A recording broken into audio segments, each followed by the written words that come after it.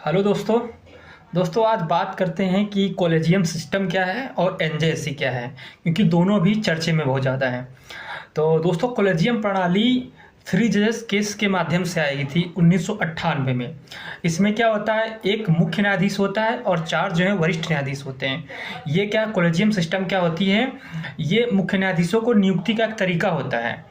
यानी कि अभी हाल ही में जैसे जस्टिस सूर्यकांत जो है 53वें मुख्य न्यायाधीश बनाए गए।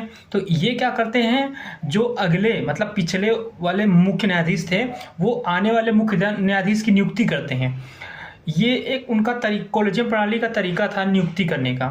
लेकिन एक एडवोकेट हैं जो क्या सुप्रीम कोर्ट ने एक अपील दायर की है कि ये जो कॉलेजियम सिस्टम है ये सही नहीं है, इसमें पारदर्शिता नहीं है, जवाबदेहिता नहीं है और नेपोटिज्म होता है, क्योंकि किसी को पता नहीं होता है जो कॉलेजियम प्रणाली में कैसे नियुक्ति होती है।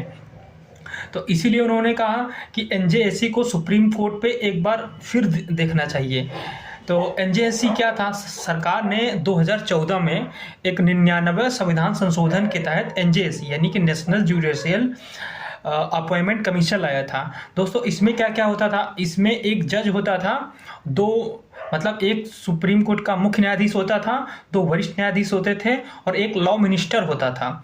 और 2 जो नागरिक हैं वो कोई प्रख्यात व्यक्ति हों, ठीक, जो दो नागरिक हैं उसे एक समिति के माध्यम से चुना जाता था, जिसमें उस समिति में प्रधानमंत्री होता था, विपक्ष का नेता होता था और क्या बोलते हैं मुख्य न्यायाधीश होता था। इस माध्यम से चुना जाता था। तो सरकार इसको लेके आई थी, लेकिन सुप्रीम कोर्ट ने 2015 में इसे असंवैधानिक घोषित कर दिया। क्यों असंवैधानिक घोषित कर दिया? क्योंकि सरकार ने कहा कि जो कॉलेजियम सिस्टम है ये क्या है, मूल स्ट्रक्चर का ढांचा है। तुम संविधान में सब कुछ बदल सकते हो, लेकिन जो मूल स्ट्रक्चर है वो आप नहीं बदल सकते हो। वैसे भी आर्टिकल 50 में लिखा है कि कार्यपालिका न्यायपालिका से पृथककरण होगी।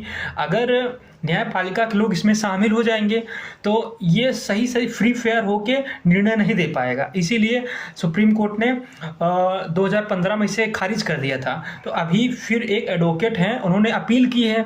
अब देखो आगे क्या होता है। आई होप आप लोगों को समझ में आया होगा। थैंक यू दोस्तों।